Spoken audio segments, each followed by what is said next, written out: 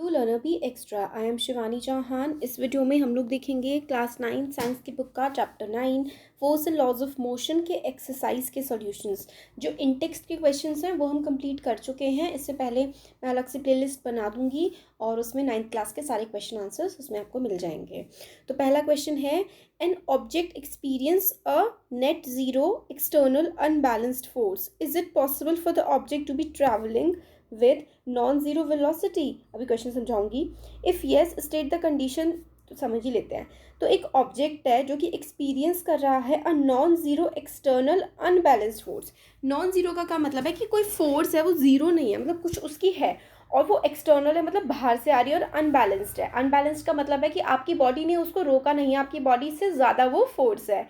तो is it possible for the object to be travelling, क्या किसी ऑब्जेक्ट के लिए पॉसिबल है कि वो ट्रैवल करे with a non zero velocity? Non zero, बिना मतलब ज़ीरो के अलावा वेलोसिटी से क्या वो ट्रैवल कर सकता है? तो देखते हैं। अगर हाँ तो state the condition that must be placed on a magnitude and direction of the velocity if no provider reason. अगर नॉन ज़ीरो वेलोसिटी से कोई ऑब्जेक्ट ट्रैवल कर सकता है तो आपको बताना है, और नहीं कर सकता है तो क्यों नहीं कर सकता उसका रीज़न बताना है। तो इसका आंसर है when a net zero external unbalanced force is applied on a body. मतलब नेट ज़ीरो, वो ज़ीरो नहीं है, मतलब कुछ ना कुछ उसका मैग्नीट्यूड बन रहा है, कुछ बच रहा है। मतलब आपकी बॉडी ने फोर्स अप्लाई करी, बाहर से फोर्स अप्लाई आई, उसके बाद कुछ हुआ है, आपकी बॉडी आगे गई है, पीछे गई है, या वो ऑब्जेक्ट पीछे गया है, कुछ भी हुआ है, बट कोई फोर्स का रिएक्शन बना है। तो अनबैलेंस्ड फोर्स जब आपकी बॉडी पे अप्लाई होती है, it is possible for the object to be travelling with non zero velocity. तो अगर कोई अनबैलेंस्ड फोर्स अप्लाई हो रही है तब नॉन ज़ीरो वेलोसिटी से कोई ऑब्जेक्ट ट्रैवल कर सकता है। In fact once an object comes into a motion and there is a condition in which its motion is unopposed by the external force, the object will continue to remain in motion। तो देखिए क्या है, अगर आप किसी ने आपको धक्का दिया, मतलब अनबैलेंस्ड फोर्स से आप मूव कर गए, उसके बाद अगर कोई रोकने वाली फोर्स नहीं है ना, आप पे कोई अपोजिंग फोर्स नहीं लग रही है, ऐसी फोर्स जो आपको रोक सके, ऐसी कोई फोर्स आपकी बॉडी पे नहीं लग रही है ना, तो फिर आप मूव करते ही रहेंगे, आप रुकेंगे ही नहीं। हम लोग किस वजह से रुकते हैं? क्योंकि हमारे में कुछ इनर्शिया होता है, कोई एक ऐसी चीज़ होती है जो हमें रोक रही होती है, एक अपोजिंग फोर्स लग रही होती है। बट अगर किसी ऑब्जेक्ट को आपने एक बार फोर्स दे दी और अपोजिंग फोर्स उस पर लगाई नहीं, तो वो नॉन ज़ीरो वेलोसिटी से मूव करता रहेगा, क्योंकि अनअपोज्ड एक्सटर्नल फोर्स उस पर कोई लग ही नहीं रही है। तो object will remain to continue in motion. It is necessary that the object move at the constant velocity and in a particular direction. और ज़रूरी क्या है कि वो बिल्कुल उसी वेलोसिटी से हो, क्योंकि उसमें अगर वेलोसिटी उसकी चेंज हो रही है तो इसका मतलब कोई एक्सटर्नल फोर्स लग रही है। तो अगर कोई एक्सटर्नल फोर्स नहीं लग रही है तो, और पहले से एक फोर्स से वो मूव कर रहा है, तो नॉन ज़ीरो वेलोसिटी से कोई ऑब्जेक्ट मूव कर सकता है उसी पर्टिकुलर डायरेक्शन में और उस एक कांस्टेंट वेलोसिटी के साथ। तो यही हमसे पूछा गया था कि net zero external unbalance force अगर लग रही है, मतलब वो ज़ीरो नहीं है जो फोर्स लग रही है और हमारी बॉडी उसे बैलेंस नहीं कर पा रही है, तो कुछ फोर्स बची है ना, और फिर वो ट्रैवल करती रहेगी नॉन ज़ीरो वेलोसिटी से। इनफैक्ट अगर कोई ऑब्जेक्ट मोशन में आता है और उसको अनअपोज्ड एक्सटर्नल फोर्स होती है, आप अपनी लैंग्वेज में लिख लीजिए कि अगर कोई फोर्स आपको बाहर से लगी नहीं रही है, अपोजिशन, उस जो आप मूवमेंट है, आपके मूवमेंट को कोई अपोज कर ही नहीं रहा है, आपके मूवमेंट को कोई अपोजिंग फोर्स, जैसे कि ग्रेविटी की फोर्स या धक्का देने वाली है, कोई भी फोर्स आपकी बॉडी पे लगी नहीं रही है, तो आप कंटिन्यू रहेंगे मोशन में और आपका जो वेलोसिटी होगी वो कांस्टेंट होगी और एक पर्टिकुलर डायरेक्शन में ही आप मूव करते रहेंगे। नेक्स्ट क्वेश्चन है, when a carpet is beaten with a stick dust comes out of it. आपने देखा होगा जब कार्पेट को, किसी जो पायदान होता है या कोई भी चीज़ होती है जिसमें गंदगी होती है, अगर आप उसको स्टिक से मारेंगे, जैसे गद्दों में धूल बैठ जाते हैं, उसको आप डंडी से मारोगे तो क्या होगा? डस्ट कम आउट, डस्ट जो है वो बाहर आएगी। तो इसको एक्सप्लेन करना है। Beating of a carpet with a stick, मतलब कार्पेट को जब आप स्टिक से मारेंगे, makes the carpet come in motion suddenly. पहले तो वो रेस्ट में था, फिर जब आपने उसको डंडी से बीट करना, आपने उसकी पिटाई करना शुरू कर दिया, तो क्या होगा? वो एकदम से मोशन में आ जाएगा। मगर जो डस्ट पार्टिकल्स हैं जो उसके अंदर फंसे हुए हैं वो तो रेस्ट में आ जाएंगे। तो while the dust particle trapped in the pores of carpet have tendency to remain at rest. उनकी तो टेंडेंसी है डस्ट पार्टिकल्स की कि वो रेस्ट में रहे, बट कार्पेट को तो आपने पीटना शुरू कर दिया। And in order to maintain the position of rest they come out of carpet, क्योंकि उनको रेस्ट की पोजीशन में रहना, उनको हिलना नहीं है, तो वो बाहर निकलने की कोशिश करेंगे।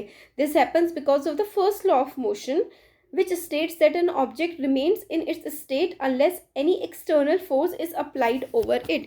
तो न्यूटन का जो फर्स्ट लॉ है वो ये कहता है कि कोई भी ऑब्जेक्ट अपनी ही पुरानी स्टेट में रहना चाहता है जब तक उस पर कोई एक्सटर्नल फोर्स अप्लाई ना की जाए. जैसे कि आप नहीं पढ़ेंगे, अगर आपके एग्जाम्स नहीं होंगे तो आप एक्सटर्नल फोर्स, धक्का लग रहा है ना कि एग्जाम में पढ़ो, तो ये एक्सटर्नल फोर्स, उससे कारपेट की पिटाई हो रही है ना, ऐसे एग्जाम आपकी पिटाई करते हैं और आपकी जो डस्ट झड़ी हुई है आप झाड़ के पढ़ाई करने लगते हैं. ऐसे कुछ समझ लीजिए ताकि याद हो जाए. तो न्यूटन का फर्स्ट लॉ है कि कोई भी ऑब्जेक्ट रेस्ट में ही रहना चाहता है अनलेस, जब तक उस पर कोई बाहर से फोर्स ना लग रही हो. नेक्स्ट क्वेश्चन है, why is it advise to tie any luggage kept on the roof of a bus with अ रोप. मतलब क्या है कि बस के ऊपर अगर कोई भी बैग वगैरह, कोई लगेज, कोई सामान रखा हुआ है तो ऐसी एडवाइस क्यों दी जाती है कि उसको रस्सी से बांध दिया जाए. तो इसका आंसर है, luggage kept on the roof of a bus has the tendency to maintain its state of rest. तो जो लगेज है, जो सामान है, आपका बैग है, उसको लगेज कहते हैं. तो लगेज की जो टेंडेंसी है वो है रेस्ट में रहने की. Bus is in rest and to maintain the state of motion when the bus is in motion according to first law of motion. When bus will come in motion from its state of rest, in order to maintain the position of rest, luggage kept over its roof may fall down. देखिए बिल्कुल वही है जो carpet वाला है. पहले बस रुकी हुई थी जब आपने उस पर लगेज रखा था, तो लगेज के अंदर भी टेंडेंसी है कि वो रेस्ट में रहे.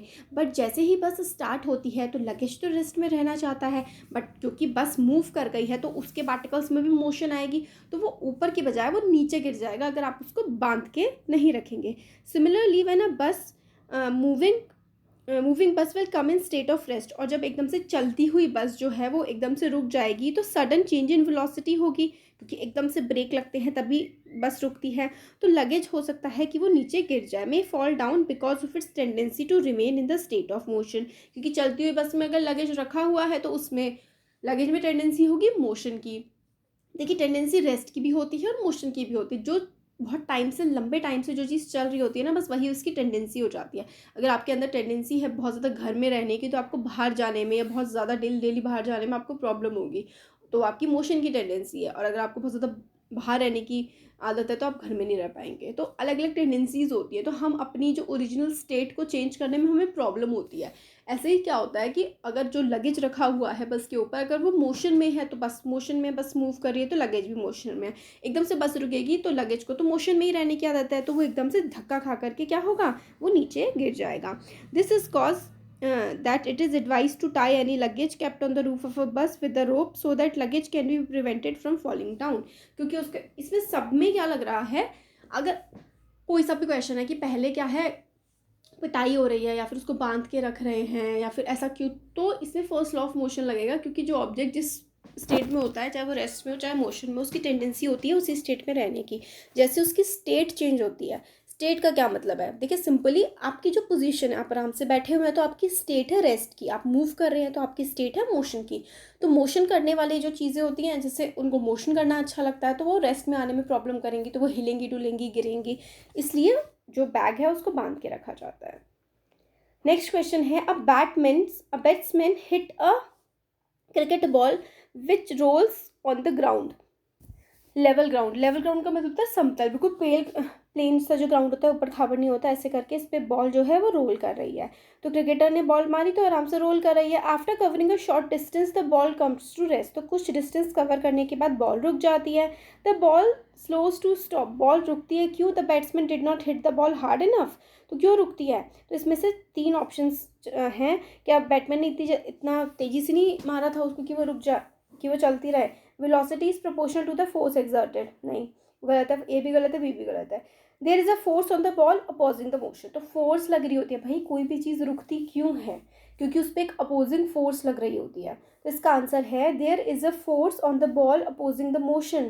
तो एक्सप्लेनेशन इसका है, when a ball moves on the ground the force of the friction opposes its movement and after some time ball comes to the rest. तो क्योंकि जो ग्राउंड होता है ना, वो उसको अपोजिंग फोर्स लगा रहा होता है उस पर, बॉल पे, क्योंकि to every action there is equal and opposite reaction. क्योंकि बॉल आगे जा रही थी तो एक उसके उल्टी और उसके बिल्कुल इक्वल फोर्स उस पर लग रही थी ताकि वो रुक जाए. फोर्स ऑफ फ्रिक्शन आप उसको कह सकते हैं. तो 4 क्वेश्चन हमने इसमें देख लिया. अभी जो न्यूमेरिकल वाला पार्ट है ना, ये हम लोग नेक्स्ट वीडियो में कवर करेंगे. ठीक है, तो जल्दी ही ये वाला चैप्टर, इंटेक्स क्वेश्चंस तो हमारे सारे हो गए इस चैप्टर के, और बाकी आगे के भी देख लेंगे जल्दी ही। तो कैसा लगा वीडियो ज़रूर बताइए, अच्छा लगा तो लाइक करिए, चैनल को सब्सक्राइब करिए, अपने फ्रेंड्स के साथ शेयर करिए। Thank you.